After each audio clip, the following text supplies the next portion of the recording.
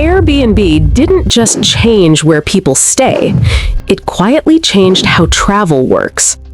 And most people didn't even notice it happening, because at first, it looked simple. A couple of guys renting out an air mattress, trying to make a little extra money.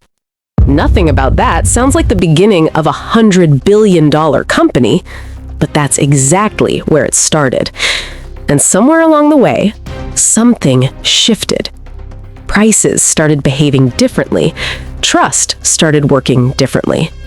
And the idea of staying somewhere stopped being what it used to be. Now here's the strange part. Today, millions of people use Airbnb, but very few actually understand what they're interacting with. It's no longer just a marketplace. It's a system. A system that quietly decides what you pay, what you see, and even what you believe is worth it. And once you see how that system works, you won't look at travel the same way again. Back in 2007, the idea of staying in a stranger's home sounded strange. Not exciting, not innovative, just risky. Hotels controlled the entire experience. They controlled pricing, they controlled availability, they controlled trust. And that last part, trust, was everything. Because travel isn't just about location, it's about certainty. You want to know what you're getting, you want consistency, you want safety. And hotels had spent decades building that. So when Brian Chesky and Joe Gebbia couldn't afford rent and decided to rent out an air mattress in their apartment, they weren't just solving a money problem. They were unknowingly stepping into a system that wasn't broken, at least not on the surface. But underneath, there was friction. Big events would come to a city, hotels would fill up instantly, prices would spike, and suddenly, supply couldn't meet demand. And yet, all around the city, there were empty spaces. Unused apartments, spare rooms, entire homes sitting idle. The supply existed, it just wasn't connected. So the real question wasn't, can people rent out their space? It was, can strangers trust each other enough to make it work? Because without that, none of this mattered. And at the time, the answer looked like a clear no. And that's where things got interesting. Because solving human problems requires something different, something deeper, something that most businesses completely overlook. And that's exactly what Airbnb figured out next. At first, Airbnb had a simple problem. People weren't using it. Not because it didn't work, but because it felt uncomfortable. You weren't just booking a place, you were trusting a stranger. And trust isn't something you can force. It has to be built carefully, slowly, and most importantly, visibly. Because if people can't see trust, they won't act on it. So Airbnb didn't try to convince people with ads. They didn't say, trust us. Instead, they built a system where people could trust each other. And that changed everything. It started with something simple: profiles, photos, names, details. Suddenly, hosts weren't anonymous. They were real people. And guests weren't faceless either. They had identities, histories, personal signals. Then came the real breakthrough: reviews. Not just ratings, but written experiences. What actually happened during a stay. And this is where something subtle happened. Trust stopped being emotional and started becoming measurable. Every stay added data. Every review added credibility. Every interaction reduced uncertainty. And slowly, a stranger stopped feeling like a stranger. But Airbnb didn't stop there. Because they understood something deeper. Trust isn't just built on good experiences, it's built on risk reduction. So they added layers, secure payments, verified IDs, customer support, each one removing a piece of fear. And with every layer added, the system became stronger.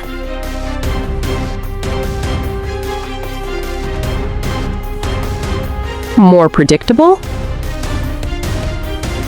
More scalable. Supply started growing rapidly. Their homes. And demand followed. Because now, people felt confident enough to book them. And just like that, Airbnb unlocked something hotels never could: a global network of unlimited supply, not built with buildings, but with people. And once that supply was unlocked, the next phase began: growth. Fast, unpredictable, and much bigger than anyone expected.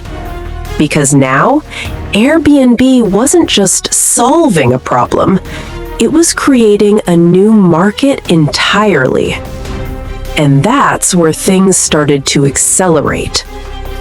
People stopped asking, "Is this safe?"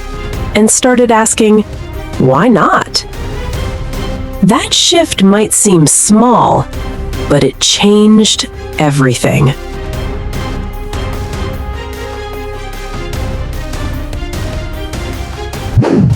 Once trust was no longer the main barrier, something unexpected happened.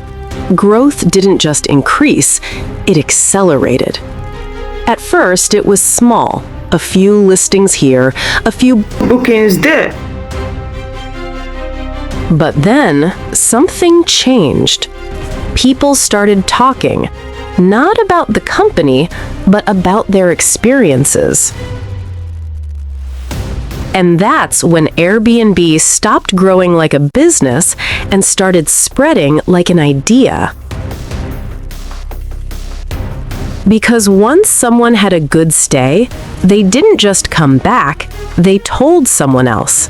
And that someone else told someone else.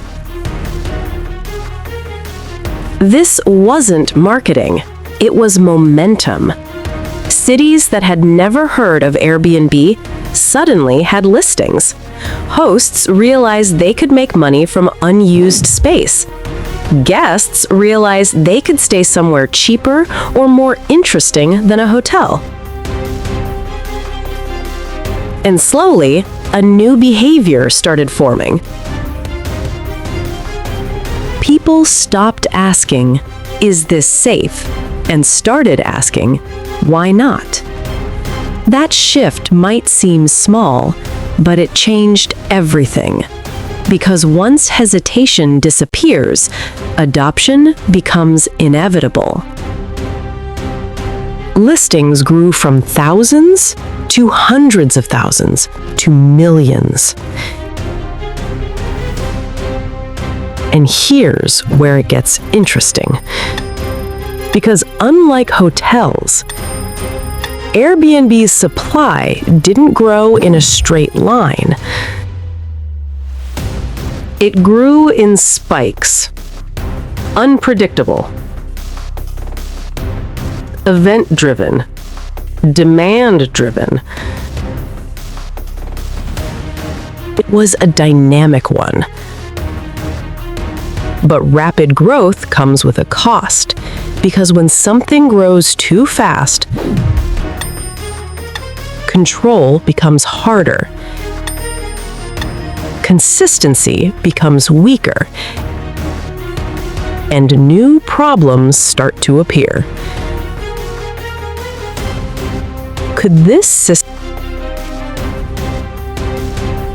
exactly what made it powerful? Because while hotels operated on fixed capacity, Airbnb operated on fluid supply, which meant one thing. It could scale faster than any traditional business in travel. Because what Airbnb had built was no longer just a platform. It was an ecosystem. One that depended on behavior.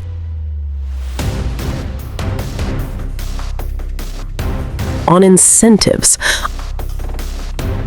On trust staying intact.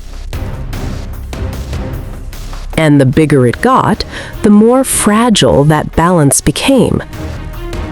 But instead of slowing down, Airbnb leaned into something else, something that would change everything again. Not trust, not growth, but control. And that's where the story takes a different turn.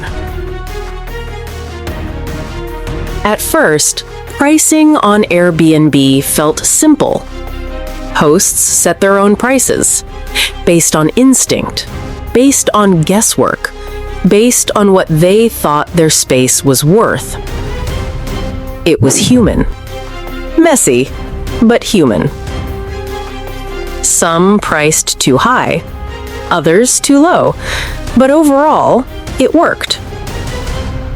Until the platform started noticing something. Patterns. Certain listings performed better at specific prices. Certain dates caused spikes in demand. Certain locations behaved differently. And slowly, Airbnb began collecting something far more valuable than listings: data. Not just about homes, but about behavior. What people clicked, what they ignored, what they booked, and what they didn't. And once that data reached a certain point, something shifted. Subtly at first, then completely. Airbnb introduced pricing suggestions, recommendations, guidance. At first, hosts saw it as helpful, a way to optimize, a way to earn more. But what they didn't realize was this: pricing was no longer entirely in their control. Because once you introduce suggestions, you introduce influence. And once influence becomes consistent, it becomes direction. Hosts started adjusting their prices based on what the system recommended, not because they had to, but because it worked, or at least it seemed to. More bookings, better visibility, higher occupancy. And slowly, pricing stopped being a personal decision and started becoming a system response. This is where the shift happened. Not loudly, not visibly, but fundamentally. Because now, prices weren't just reflecting what a host wanted. They were reflecting what the system predicted. And that prediction wasn't random. It was calculated. Based on growth, general economy, demand patterns, local competition, seasonality, user behavior. And once those variables started interacting, pricing became something else entirely: dynamic. It moved, constantly, adjusting in real time. A concert announcement, prices rise. A holiday weekend, prices spike. A drop in demand, prices fall.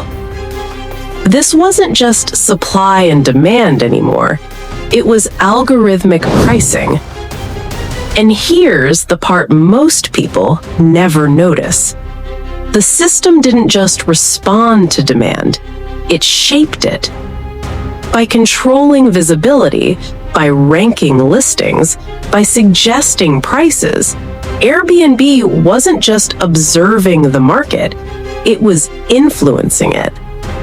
And that changes everything. Because once a platform starts influencing price, it becomes more than a marketplace. It becomes an economic engine. And that engine was only getting started. Because what came next is what most people are feeling today without fully understanding why. At some point, people started noticing something. Airbnb didn't feel as cheap anymore. What used to feel like a smart alternative started feeling different, more expensive, less predictable, and sometimes not even worth it. But here's the strange part. Nothing obvious had changed. The app looked the same. The listings were still there. Everything felt familiar. So why did the experience feel so different? The answer isn't simple because it's not just one thing. It's a combination of small shifts that together created a completely new outcome. First, more hosts entered the market. As Airbnb became more popular, more people saw it as an opportunity, not just to rent a room, but to build income. Entire apartments were listed. Multiple properties were managed. Short-term rentals became a strategy, not just a side option. And when more people enter a system, competition increases. Hosts start optimizing, improving photos, adjusting prices, trying to rank higher. But here's where it gets interesting, because optimization doesn't always lead to lower prices. Sometimes it does the opposite. As hosts become more strategic, they stop pricing emotionally. They start pricing competitively. And when everyone is competing, prices begin to cluster around what performs best. Not what feels fair, but what converts. Now layer that with something else: demand. Travel increased, more people booking, more people searching, and the algorithm responded. Higher demand meant higher recommended prices, and hosts followed. But that's not all, because there's another layer most people overlook: fees, cleaning fees, service fees, extra charges. Individually, they don't seem like much, but combined, they change the total perception. A listing that looks affordable suddenly doubles at checkout. And now the experience feels different, not because it is different, but because the system presents it differently. And this is where perception shifts.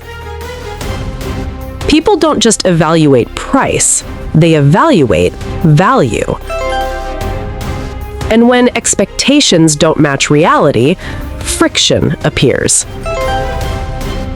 So now users compare Airbnb versus hotels, flexibility versus consistency, experience versus predictability. And for the first time, Airbnb isn't always the obvious choice. But here's the deeper truth. This isn't a failure, it's a transition. Because what Airbnb built was never designed to stay cheap. It was designed to scale. And when a system scales, it doesn't stay the same. It evolves. The question now isn't why is Airbnb expensive? It's what has Airbnb become? Because the answer to that explains everything that's happening next. At this point, Airbnb no longer behaves like a simple marketplace. It doesn't just connect hosts and guests. It shapes how they interact. And once a platform starts shaping behavior, it becomes something else entirely. It becomes a system that operates on its own rules. Because think about what's actually happening behind the screen. Every search you make, every listing you click, every booking you consider is being tracked. Not in a way that feels intrusive, but in a way that feels invisible. And that invisibility is what makes it powerful. Because while users think they're making choices, the system is guiding them. Which listing appears first? Which one feels like the best deal? Which price feels reasonable? Those decisions don't happen randomly. They're influenced by ranking algorithms, by behavioral data, by patterns you don't even notice. And over time, those influences compound. Hosts adjust to the system, guests adapt to the system, and the system keeps optimizing itself. This creates something powerful, a feedback loop. The system learns from behavior, then shapes future behavior, then learns again. And with each cycle, it becomes more efficient, more accurate, more controlling. Now here's where it gets deeper. Because Airbnb isn't the only platform doing this. This is how modern digital platforms operate. They don't just serve users, they guide them. From ride-sharing apps to social media to e-commerce, the pattern is the same. But in Airbnb's case, the stakes are higher because it's not just influencing clicks, it's influencing money. Real money at scale. Every price adjustment, every booking decision, every visibility ranking has financial consequences. And when a system starts influencing money, it becomes an economic force. Not in theory, but in reality. Because now, Airbnb isn't just participating in the travel market, it's shaping it. Hotels respond to it, hosts depend on it, travelers adjust because of it. And this creates something subtle but powerful: dependency. Hosts rely on the platform for income, guests rely on it for options, and the system sits in the middle, quietly controlling the flow. Which raises a question that most people don't think about. What happens when the system changes? Because if the system controls visibility, controls pricing, and influences behavior, then even a small change can have a massive impact. And that's exactly what makes platforms like Airbnb so powerful. Not just what they do today, but what they're capable of becoming tomorrow. And once you understand that, you start to see something bigger forming, not just in travel, but across everything connected to it. And that's where this story starts to expand.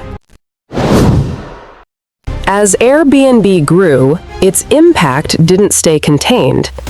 It didn't just affect travelers or hosts. It started affecting entire cities. At first, the changes were subtle. A few more short-term rentals here, a few fewer long-term tenants there. Nothing dramatic. But over time, those small shifts began to stack. More property owners realized something. They could earn more renting short-term than long-term. Higher returns, more flexibility, better control. And so, they switched. Apartments that once housed residents became temporary stays. One unit didn't change much, but hundreds did. And that's when cities started noticing. Housing supply tightened. Rent prices increased. Communities began to shift. Neighborhoods that once felt stable started feeling transient.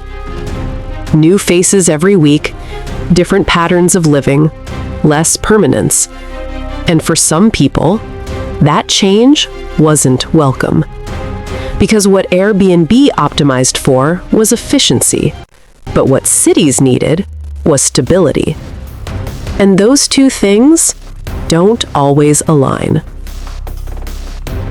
So, regulations began to appear. Limits on short-term rentals, restrictions in certain areas, policies designed to slow things down. But here's where it gets complicated. Because Airbnb wasn't just a company anymore, it was part of the local economy. Hosts relied on it for income. Tourism depended on it for capacity, and cities benefited from the activity it generated. So now, every decision had trade-offs. Restrict Airbnb too much, and you reduce income opportunities. Allow it to grow freely, and housing becomes more expensive. There was no perfect solution, only balance. And that balance kept shifting, city by city, policy by policy. But the ripple effect didn't stop there, because beyond housing, Airbnb changed something deeper. It changed how people think about ownership. A home was no longer just a place to live. It became an asset, a revenue stream, a business. And once that mindset spreads, it doesn't go away. People begin to see opportunity everywhere. Unused space becomes potential income. Living space becomes flexible. And slowly, the line between personal and commercial starts to blur. This is the real ripple effect. Not just price changes or policy debates, but a shift in behavior. Because once a system changes how people behave, it changes everything connected to it. And Airbnb didn't just change travel, it changed incentives. And when incentives change, systems evolve, markets adapt, and entirely new realities begin to form. Which leads to one final question. Not about what Airbnb was, but about what it's becoming. And that's where the story reaches its final stage. At the beginning, Airbnb looked like a simple idea. Rent out a space, make some extra money, help travelers find a place to stay. But that's not what it is anymore. Because over time, it evolved. Not just into a bigger company, but into a different kind of system entirely. Airbnb today isn't just a platform. It's an infrastructure layer. A layer that sits between supply and demand, hosts and guests, pricing and perception. And once something becomes infrastructure, it stops being optional. It becomes embedded. Think about it. Millions of listings, millions of users, billions in transactions. That's not just scale, that's influence. Because now, Airbnb doesn't just participate in travel, it defines parts of it. What people expect, what people are willing to pay, what people consider normal. And that influence doesn't stay static, it compounds.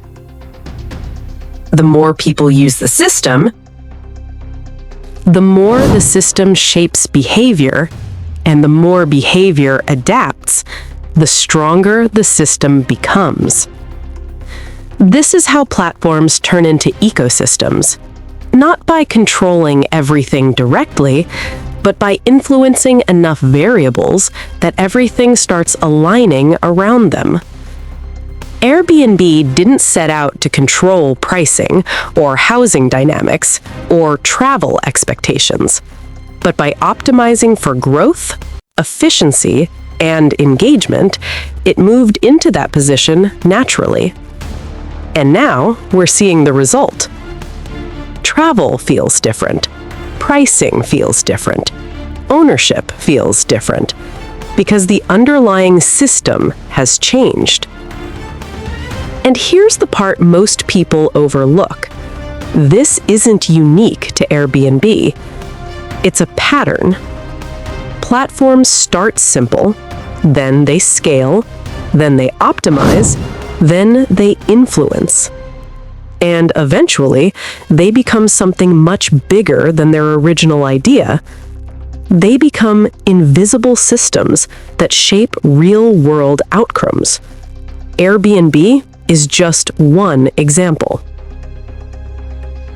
But it's a clear one, because you can feel the change every time you search, every time you compare, every time you hesitate at checkout.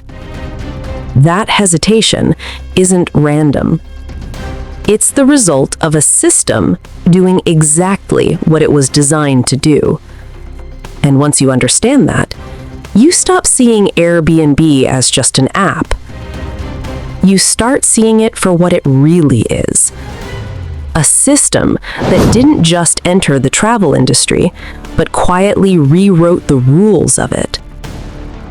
And if one platform can do that, it raises a bigger question. What happens when other systems start doing the same thing? Because that shift is already happening, just not in the way most people expect. But it's a clear one, because you can feel the change. Every time you search, every time you compare, every time you hesitate at checkout. That hesitation isn't random. It's the result of a system doing exactly what it was designed to do. And once you understand that, you stop seeing Airbnb as just an app. You start seeing it for what it really is. A system that didn't just enter the travel industry, but quietly rewrote the rules of it. And if one platform can do that, it raises a bigger question. What happens when other systems start doing the same thing? Because that shift is already happening, just not in the way most people expect.